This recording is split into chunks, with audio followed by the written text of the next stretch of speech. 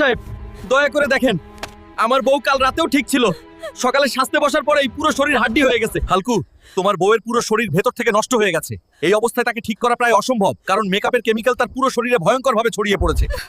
আমাকে বাঁচাও, আমি মরতে চাই না। কিছু হবে না বউ, বল কাল রাতে কোনো মেকআপ লাগিয়েছিলি? এই মেকআপটাই কাল দোকান থেকে নিয়েছিলাম, এটা লাগিয়েই ঘুমিয়েছিলাম, তারপরেই আমার এই অবস্থা হয়েছে। এই মেকআপের আসল রহস্য ফ্যাক্টরিতে গিয়েই বের করব। বউ তুই ভয় পাবি না, একটু বিশ্রাম নে, আমি এখনই ফিরছি। শোন, তোরা এই কেমিক্যাল আজ রাতেই সব মেকআপে মিশিয়ে দিবি, তারপর সেগুলো গ্রামে ছাড়বি। মানুষ অসুস্থ হবে আর আমরা ওষুধ বিক্রি করে বড়লোক হব। তোরাই তাহলে সেই নরপিশাচ যে আমার বউকে হাড্ডি বানাইছিস। আজ তোদের সব বড়লোক হওয়ার স্বপ্ন এই ফ্যাক্টরিতেই শেষ করে দেব।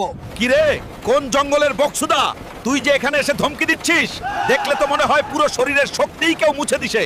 তোরা আমার বউকে হাড্ডি